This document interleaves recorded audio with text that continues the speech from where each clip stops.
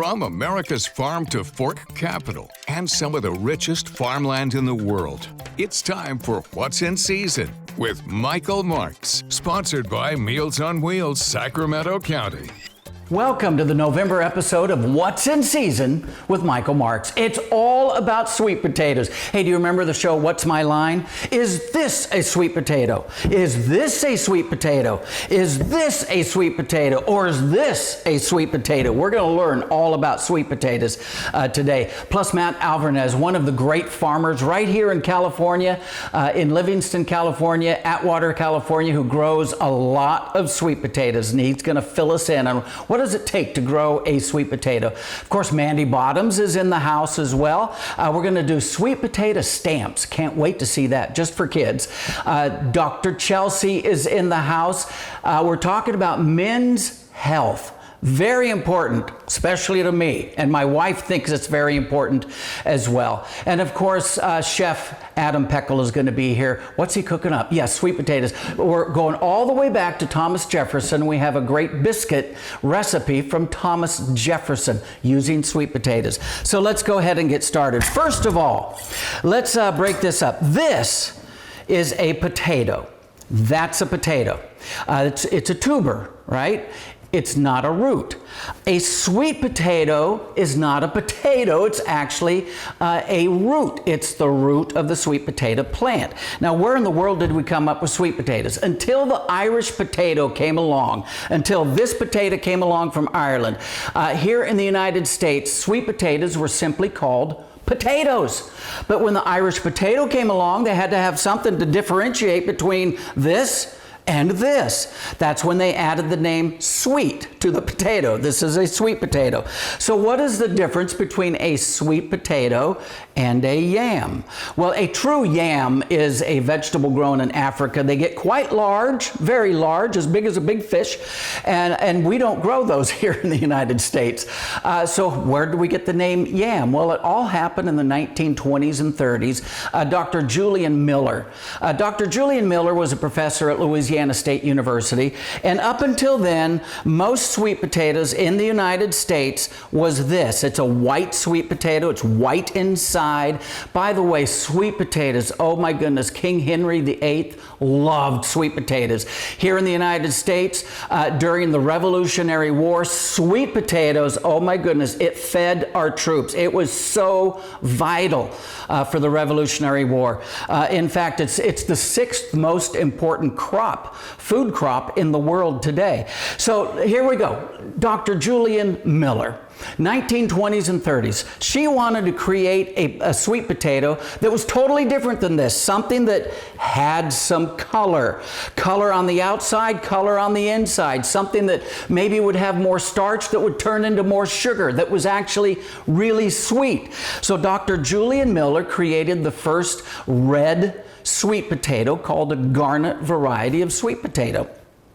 And she said, I want to create something and give it a totally different name. Dr. Julian Miller gave it the name yam. And we've been confused ever since, haven't we?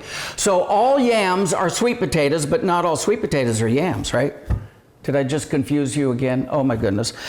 Here in the United States, back in the 1920s, we would eat 23 pounds of sweet potatoes per capita here in the United States. That's a lot of sweet potatoes. In the year 2000, we ate just under 4 pounds. That is such a shame. I'm sorry we don't eat more sweet potatoes. Matt, I'm on a roll here to get people to eat more sweet potatoes. In 2023, we're up to about 6 pounds per capita here in the United States. And I don't know why we don't eat more. I tell people, eat them not just at Thanksgiving, not just at Christmas, not just at Easter. Eat them all year long. It is the healthiest vegetable grown on planet Earth. Let me tell you why.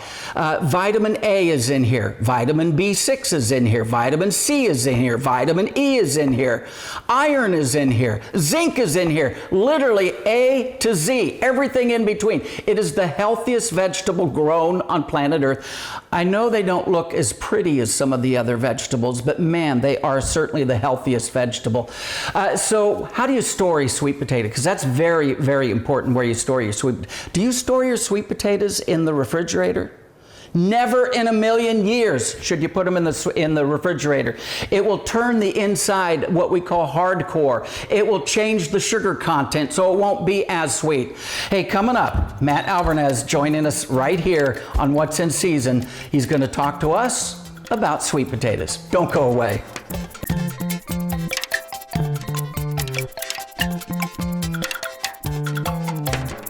Hey, welcome back to What's in Season. By the way, if you have any questions or if you have any suggestions about what you would like to see on the show, hey, just write to us, what'sinseason@cbs.com. I love it when farmers come on the show.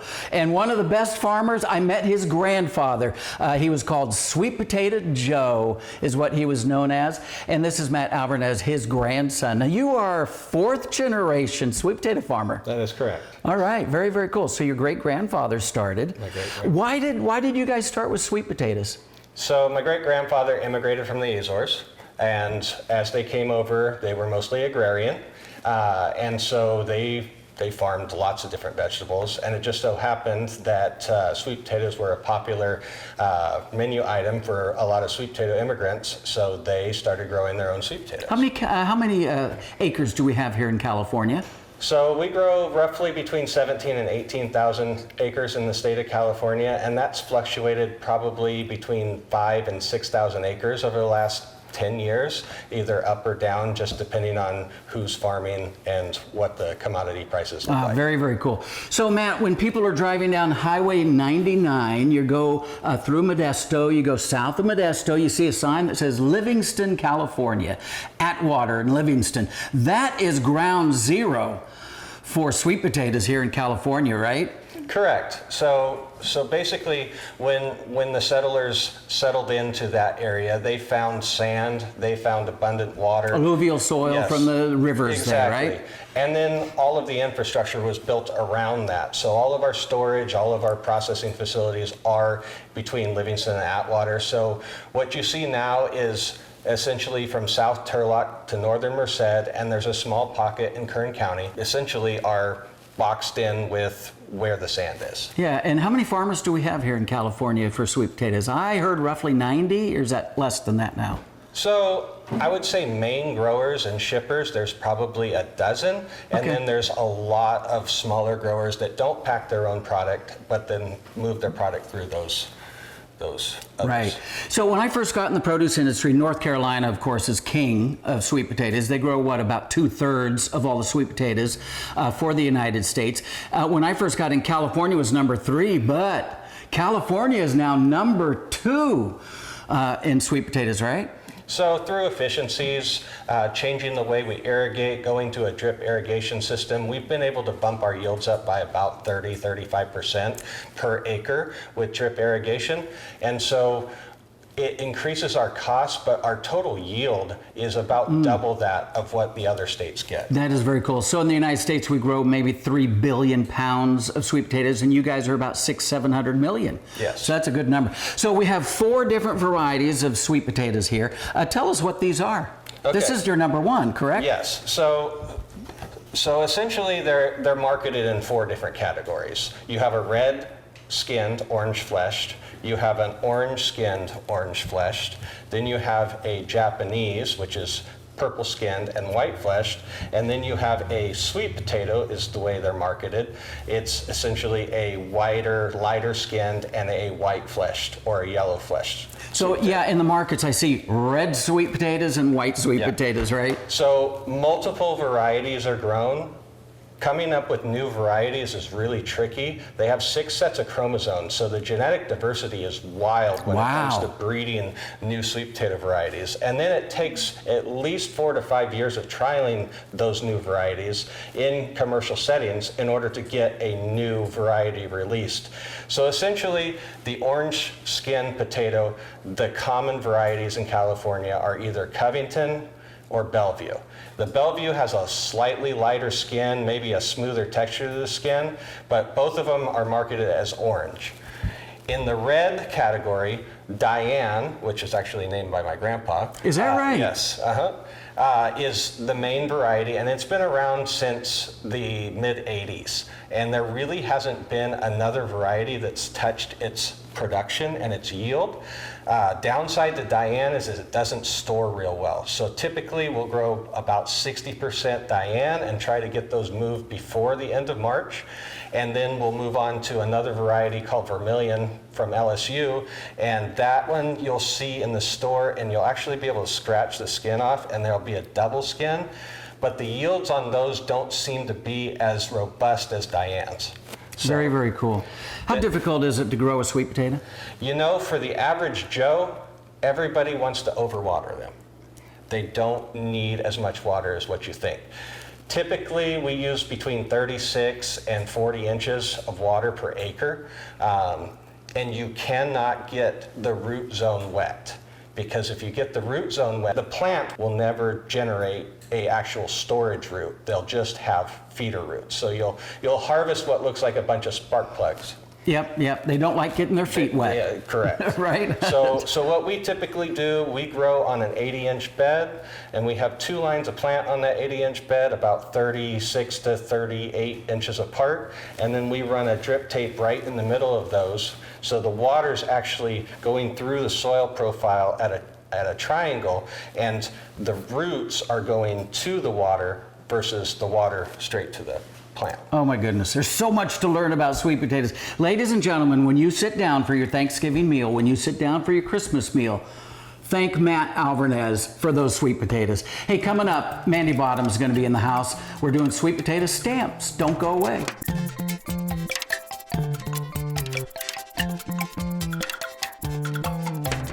All right, Mandy Bottom's already putting me to work here. We're making stamps with Egg in the Classroom just for kids. Oh, look at that. Oh, look at that. I did pretty good. Did. A heart shape. We can do any shape we want, right? Go get your cookie cutters and just make them, right? You don't even need cookie cutters. So we're making some stamps with sweet potatoes, a fun craft for parents and kids or teachers and kids to do together. And all you need are some sweet potatoes, and they don't even have to be the best parts of your sweet potatoes. It can be what's left over when you're preparing them. And so I'll show you how to do that today. Okay, very cool. So you can definitely use cookie cutters. Those are a fun way to do it. So you can see I've taken, I pre-made this one at home, and you just press it in just about 1/4 of an inch, and then you trim around it with a small knife, just like little paring Michael knife. did here. Yeah, a little paring knife, and that creates some very specific shapes if you have that in mind for your project. That might be good for the parent or the grandparent to do the cutting with the knife. Yes, but that's not all you can do. So you can also use things like a straw to have a child. This is a pretty tough one, but you can use a straw to push some holes in there, and then that will actually make a stamp too.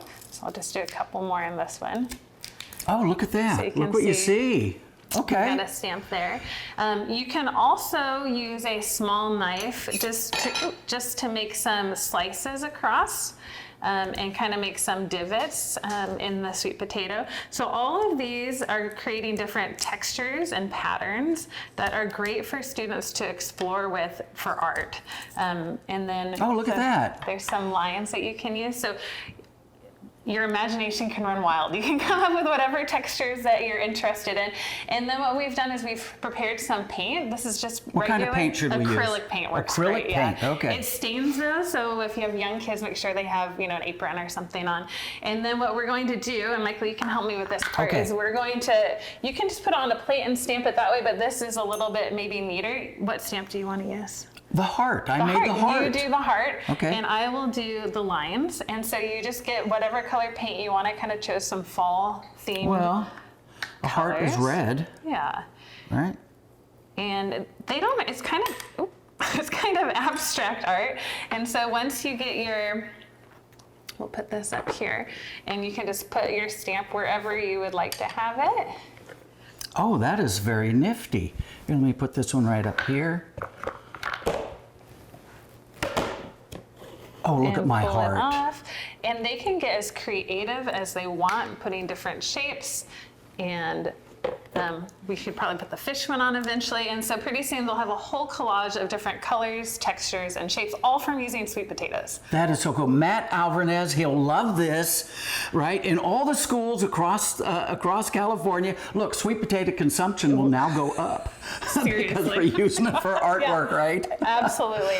And then any part that you don't use with paint, you can cook afterwards. So I like there's that. no waste. Yeah, I like that part. Tell us a little bit about Ag in the Classroom. We have so many new viewers. Yes, Ag in the Classroom is a nonprofit, a foundation, and what we do is we try to make it easy for grown-ups to teach the next generation about where their food and fiber come from. So we create free resources for teachers, but they can be used by anyone. They can be used by parents, homeschool families, whoever loves helping their kids learn more about food. All right, well, I'm going to go back to painting here. Mandy Bottoms, thank you so much for being with us today, just for kids. And coming up, Dr. Chelsea Zarkon is in the house. We're talking about men's health, not just physical, but mental health. So don't go away.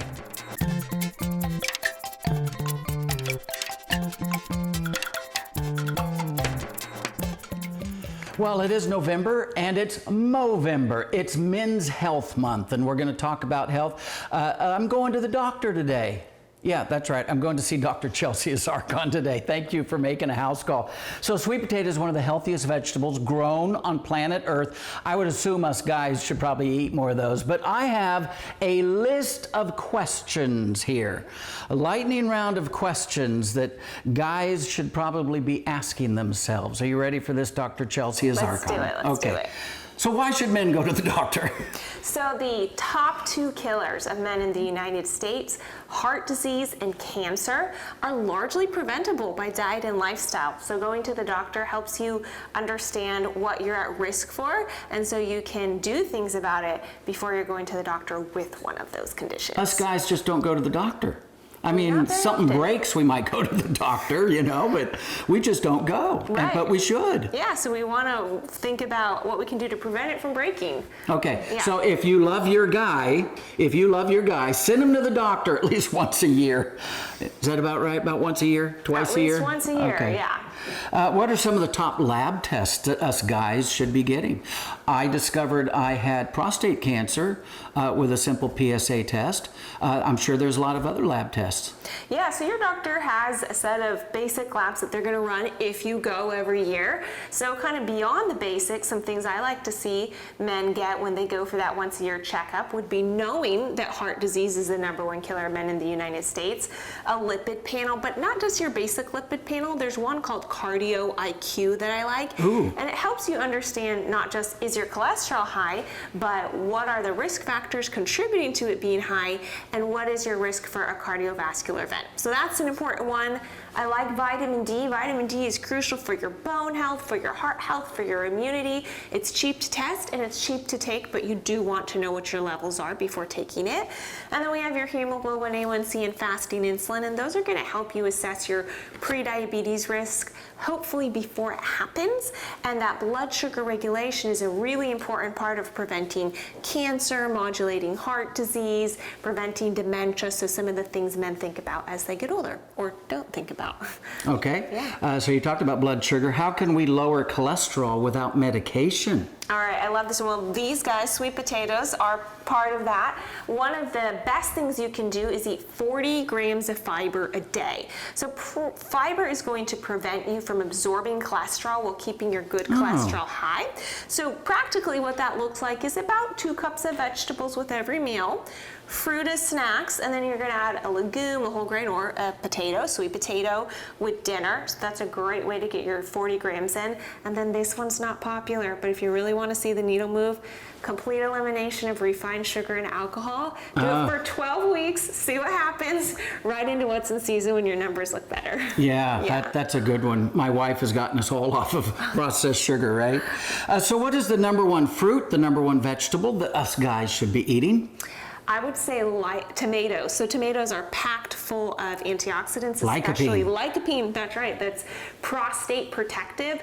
I would say if you're eating tomatoes on a daily basis, try and get a lower pesticide source of them, but you can mix it up. You don't have to just go fresh. You can do jarred or canned or salsa. Here's a very important question. Okay. How does diet impact mood, stress, and mental health of a guy? So it makes a big impact. So when you are grabbing for processed foods, what that's going to do is it's going to create a big spike in your blood sugar and then a big drop. And what that does is it prevents cells from getting the nutrients they need to make energy, and that will actually mimic symptoms of anxiety and brain fog. So we want to focus on stabilizing blood sugar with the fiber foods we talked about, avocados for healthy fat and quality protein. All right, whole foods. Eat your fruits and vegetables. That's your grandmother right. was right. Eat your fruits and vegetables. Hey, thank you so much for being with us, Dr. Chelsea. Coming up, we're going all the way back to Thomas Jefferson for his recipe for biscuits. Yeah, Chef Adam Peckel is with us. Don't go away.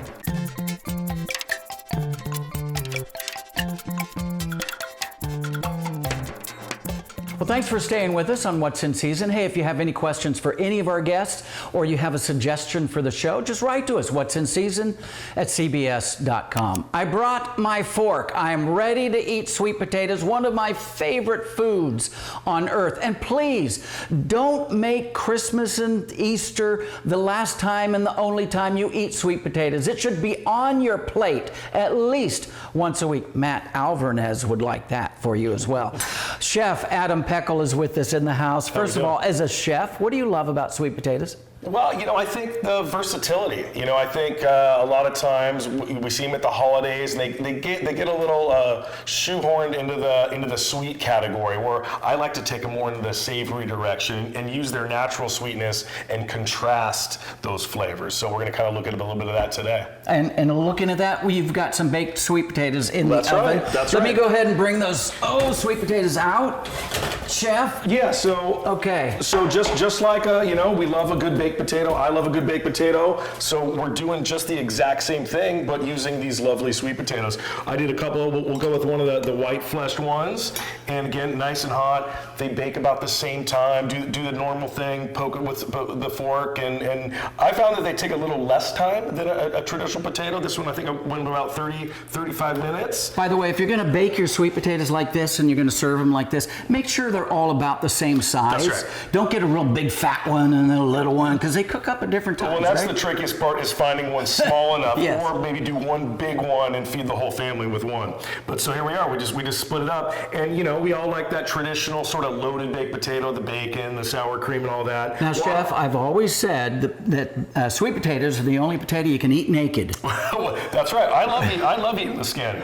So I'm kind of doing a little play on that traditional loaded, but we're going to take it a little bit of a different direction. I've got some goat cheese here, which so again, what I was talking about is that contrast. So the goat cheese has a little bit of that tanginess that's going to kind of complement the sweetness of the potato. And then of course a little bit of the chives. Chives are always a nice touch. And then I've got here a little bit of crispy prosciutto as opposed to the bacon. Oh, nice. Sweet potatoes love pork, so I definitely wanted some sort of pork thing in there. And so a little of that crispy prosciutto, and then you've seen it before, so pecans, also a great complement to a sweet potato. And so there you have a loaded baked potato, but on the sweet side with some fun new ingredients. Very, very cool. I like that. So we went all the way back to Thomas Jefferson in the City Tavern Cookbook. That's right. And for the next several months, we're looking at that cookbook because it's a 250-year anniversary. It's amazing. And this is where our founding fathers and founding mothers went to eat, at the City Tavern in Philadelphia, right? Yeah. So one of the things you found was what? I found that Thomas Jefferson has a sweet potato biscuit recipe. So in his recipe, he definitely leans to the sweet side with kind of your traditional pumpkin pie spices and whatnot. But like I said, to put my twist on it, I went in more of a savory direction, and I did a little cheddar and chives in there. And if you just look at it, I mean, these things are they're flaky. And I kept that, you mash the sweet potatoes, you leave it a little chunky, you can see the little bits of sweet potato in there. You probably want to put some butter on it. And but again, what it talks about in the recipe is his love of pecans. Pecans were his favorite thing, so we got some pecans in there for a little bit of crunch. And forget the dinner rolls for the holidays. These right here, they're a winner. It was super easy to make. And they are. That is good. I know. That is I'm real. sold. That is real fluffy on the inside, and nice and crispy on the outside. I love it. The sweet potatoes add a little natural sugar to help them brown. It's a great recipe. Thomas Jefferson, who knew? He knew. He did. And he was only 33 years old, too. When he How about that? Right? How about that? A kid. All right. Well, thank you so much for joining us on What's in Season. And this has been a lot of fun. Thank you, Chef Adam course. Peckel, for being with us. And we will see you next time.